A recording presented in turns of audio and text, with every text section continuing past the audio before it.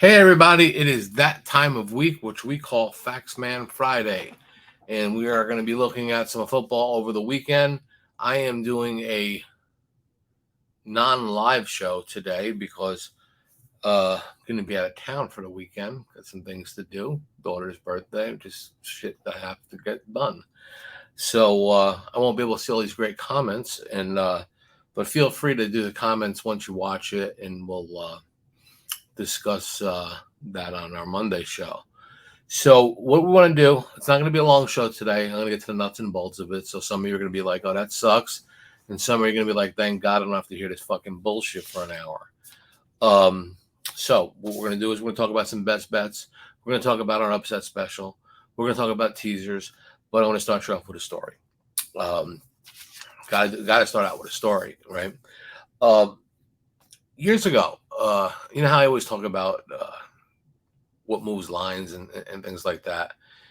Uh, Early '80s, I worked with Jimmy Vaccaro in Vegas. Jimmy was a fucking legend then. Could you imagine now, close to 40 years later? I mean, uh, I was probably I might still be, unless somebody's done what I've done, the youngest person to ever be in a sports book. Uh, how I know that was I was underage and I stole my brother's identification and I got a job because it said I was legal. At the time, my dad was real close friends with Kenny Epstein at the Barbary Coast, the most expensive state of real estate in this country um, at that time, probably still is. So, any of you old timers that remember the Barbary Coast, if you ever were there in the '80s, I was the good looking kid that actually didn't have gray hair and answered by 5 different names. But the funny story I wanted to mention to you was like we always hear these uh, analyzing games and what people are saying and what people are hearing or injuries or whatever the case is. So now, mind you, I'm not even 18, and I get a I get a call from Jimmy to he says, Joe, I need to talk to you. And he said, what's that? He says, I need you to leave this hotel. I want you to go next door to the Flamingo. I want you to go to Caesars. I want you to make a left. I think at the time it was Bally's uh, or MGM, one of them. I think it was Bally's. No, I think it was MGM, the one that burned down. And I want you to go to the Fremont, go to the Desert Inn, go to the Sahara, walk into every fucking sports book. Go to the left first, start at Gary Austin's, Little Caesars. Those are all little mini sports books you could walk in that didn't have the hotels attached to them. And here's what I want you to say. I want you to walk in there, talk to the people. They're going to know who you are from coming in here. People go from place to place. And you know who the typical locals and the people that are, moving money and shit like that. So you just walk up to them and say, how come they didn't move the line in the Michigan game? And I think Michigan was playing like Indiana or not Notre Dame. It was like Indiana or Illinois or Purdue. It was a Big Ten game. I forgot which one it was. But I'm like, how come they didn't move the game? They're like, what are you talking about? And I said, I had a list of all different ones I had to say. I said, yeah, the Chinaman took his private jet and just came in here and fucking unloaded on the dog in the game. Took Indiana. Let's just say, we'll use Indiana. And like, really? I'm like, yeah. I mean, like, sick money. I mean, I know Jimmy took it. I know, a couple other places are taking it, but like crazy money. Somebody knows something? I don't know. That's all I know. Go across the street. Um, the old man came in himself, didn't even send the grandkids, came in himself with the walker, went to the window, 10,000, 5,000. And look, to bet 10,000 in the fucking early '80s, that was not easy. I mean, that was hard. But NFL, they took it, So that's what I was doing. I used the Chinaman, the old man, the Russians, the fucking just any kind of name that sounded important, And I went all the way down the strip, Desert Inn, Frontier, Stardust. I mean, I went to them all. Wound up downtown. So I came back and I said, it's like a fucking 3-4 hour trek, getting out of the car. And I said, Jim, I got a question for you. I said, should we be betting Indiana? I have no idea. I said, well, what the fuck? You're making me tell what's the story with this? And he says, we're just trying to discourage Michigan money. We don't know they're going to win. I don't know if that was the case. I'd be on the end of the counter. I just want to discourage the Michigan money. And I'm like, okay, why? And he's like, first thing sports books do when they open up the lines is to call the Chamber of Commerce in the city of Las Vegas. And they say, what's in town this week? Oh, we got a hardware convention coming in from Chicago. Okay. Illinois, Bears, Bulls, Black, whatever it is. Oh, we got the surfer convention or some Southern California fucking thing. Okay, Weekend Warriors, Lakers, LA Rams, whatever the case was. So they wanted to know who was coming into town because there are a lot of fan bettors. And you could say, well, hey, they're squares. It don't matter if you got 20,000 fucking people that are betting $20 on a game, it adds up. Obviously, some are betting more. So his thinking was, if we can get the locals to maybe lean towards Indiana, we know we're going to get an over amount of money on Michigan on a coin flip. Yes, they're laying us 11-10, which is great, but it was on a number that he couldn't move off. Like just say it was 7 or 3. Again, 39 years ago, I don't remember fucking last time I pissed, and it probably was less than a half hour ago. So that's what Vegas did in them days. They would start rumors just to get people to either not play a game or not play the game that they initially wanted to play. And like I was a question guy. I remember always asking why this? Why would you do that? And then it kind of made sense, how they would do things that way. So that was my job, and I can honestly tell you I don't remember how the game turned out, but I do remember that situation with me with other people has happened probably hundreds of times, in the early part of Vegas. So I mean, it's really interesting how one person, like I remember years ago, I was on a really big baseball run, and no matter what baseball game I bet, if I bet over 7.5 in a game in a baseball game, because I'm an overnight bettor, it was 8.5 the next day, and they didn't give a fuck. They just said, you know what? I'm not saying he's good. I'm not saying I am, but he's running good. So if he's running good and he's got people that are following him, why not just fucking let people pay the price? Because they're gonna say, if he says over 7.5 on a game, they're gonna go over 8.5. It doesn't fucking matter. So it's just a house getting an edge, and it's so much different today. I mean, because there's so much good information, there's so much false information, and it just becomes, I guess it evens out. I guess it evens out in the end. So like I always say, I'm a I got eyes, I look, I see, I feel, that's what I do. And it's been okay. I can't complain. All right, so that's my Vegas story. I got more, but I mean, I'm going to keep this one pretty short, like I said, because without a live crowd, it's like doing fucking stand-up in an empty fucking bar. No one's laughing at my jokes except me. Okay, why don't we start out with teasers? I don't know. I was going to just basically tell you the teaser that I bet on, but last week I ran down some teaser options, and they were really, really good. I didn't lose a pro teaser, option, and I think it was like 6-1. I gave 7 possibilities to play, then told you when I was going to play. I think I'll just do that again. Let's go to college. I'm going to go Clemson, Wake Forest. Total is 56. I'll tease that down to 46. I think tons of points will be scored in that game. 46 is a good number. Between 46 and 56, I like. So I can get over 46 should be good for me. I'll go over 46. Clemson in Wake Forest. Florida State is a 16.5 point favorite against Boston College. Boston College is horrible.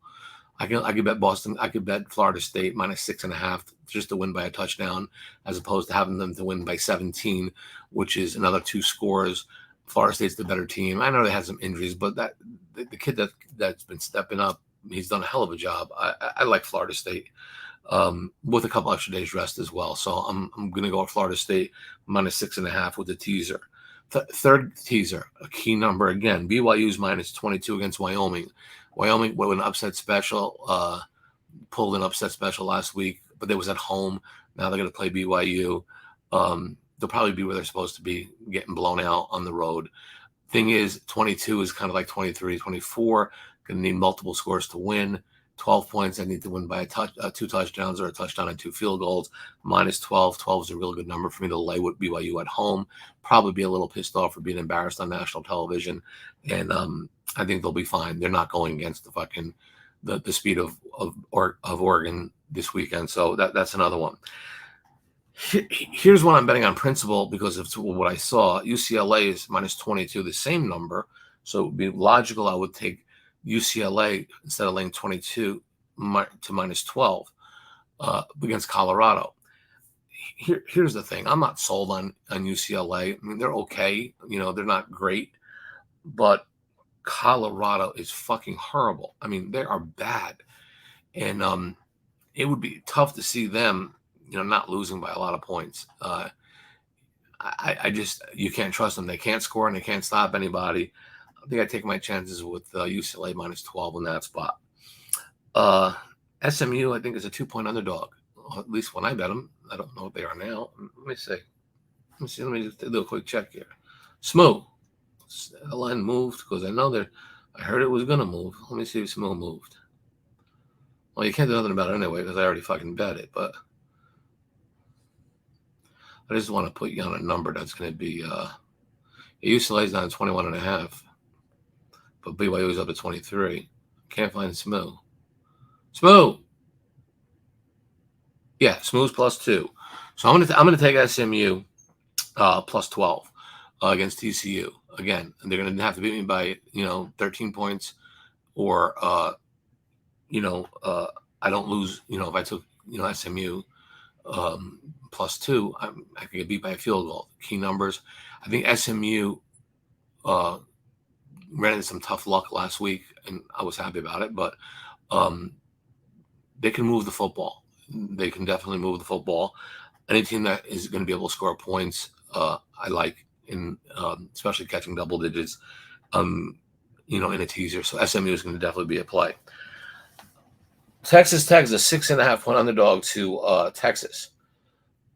Normally, I don't say let me get 16.5 because it's not a great number, but I actually think 6.5 is a pretty good number. I mean, I think Texas gets into a dogfight. I'm not going to call it my Pepto-Bismol upset special, but I mean, if Texas wins, maybe they win by 7, 8, 9, 10, 11, 12, 13. If they win, I mean, that's usually a tough game. Texas is known to play close fucking games in that conference against mediocre to decent teams. So I'm not fucking sweat taking 16.5. Again, not a great number, but I still have good numbers in between. 7, 8, 9, 10, 11, 12, 13, 14, 15, 16. Good numbers. 17 scares me, but it doesn't scare me. So Texas Tech, definitely. Now I'm going to do my son always calls the Wongs, the Kellys. Fuck these people. You're gonna cross a 0 with Texas A&M. No, I'm not. Yeah, I guess I am, but Texas A&M is -2. I can get them +8. Arkansas is not beating fucking Texas A&M by more than 8. I noticed one thing on certain teams, and I noticed this with a Jimbo Fisher team. I noticed this with a lot of teams. First game, you could be looking ahead. Second game, you could be rusty. Second game, you start working on adjustments. A good football team, and there's injuries. I get it. By week 3 should be where they need to be. I told you Arkansas will pull an upset. They're going to shock some teams in one of my videos. And Arkansas, I think, is a really good team. But I think what Arkansas does is perfect for it's a perfect matchup for A&M. A&M will be able to contain them and be able to move the ball on them. So I'm taking the points there. +8 with Texas A&M against Arkansas. I think they're playing that game in Jerry World. NFL, Bills and Dolphins. Taking the Dolphins +16 points. Taking the fucking Dolphins +16 points. Yeah, I could say the Pepto-Bismol upset special. Might not be, but I'll tell you one thing. You don't want to fuck with Miami. You don't never want to fuck with a team. Here's what you don't want to do. You don't never want to fuck with a team that pulled a rabbit out of their ass, comes back from 3 touchdowns to win last week, and now comes home. Got to be emotionally fucking high. And I'm not a Tua guy. I'm a Dolphin guy. I'm not a Tua guy, but he seems to be playing well. They got weapons. If you're gonna get Buffalo at any time, and I think they're the best team in football, you're gonna get them on the road. You're gonna get them off of a Monday night game, and you're gonna get them. You're gonna get them against a team that has weapons. So 16 points is a lot of points. I see a little bit of a letdown on Buffalo, and I think Miami Sky High keeps this game real close. I'll take the Dolphins +16 in a 10-point teaser. Eagles are -6.5 against Washington. Okay. I mean, I know the Redskins. I know the Eagles. I mean, I know both of these teams. I mean, if I can get 3.5 points with the Eagles, I would need the Redskins, the Commanders. I'm not going to call them the fucking Commanders. I'm going to need the Commanders to win the game by a touchdown or 4 points. I don't think that's possible. Their defense is that bad. They put no pressure on the quarterback. Their secondary is so fucking horrible. Their offensive line is depleted. Philly can throw the ball. I mean, when you were asking, who do you like in the Minnesota Philly game, I really didn't give an opinion on it because I don't know what to believe. Is Philly's offense that good? Was the Lions that bad? I mean, I don't know. I mean, I guess like I said, I put a gun to my head. Minnesota didn't look bad. I mean, I didn't bet it, but Philly can fucking score, and Washington can't. They'll turn the ball over. Wentz will. They've got turnover issues. The score was a little misleading last week. They were blown the fuck out in the first half, and made it a little interesting, but never where they were in danger. So I'm going to take the Eagles +3.5 points. Last game in the NFL is Green Bay's a 2-point underdog against Tampa.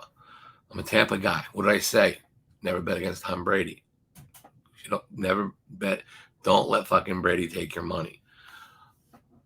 Tampa's 2-0. They played Dallas. Okay, Dallas ain't great. I bet him last week. I mean, I bet him, I won with him against New Orleans. I was satisfied because I don't think New Orleans is much. But Green Bay seems like they found themselves a little bit. And this is a close game. Tampa has been known at home to have that one bad game. And that one bad game is always against, if you're going to have a bad game, and it could be against Green Bay, and it might be against Green Bay, and I think it will be. I'm not going to bet the game, but 12? Yeah. 12 points. 12-point teaser, no fucking doubt. So, who did I bet? I gave you 7. I gave you fucking 7. I gave you 10 scenarios, I think. I bet Florida State -6.5.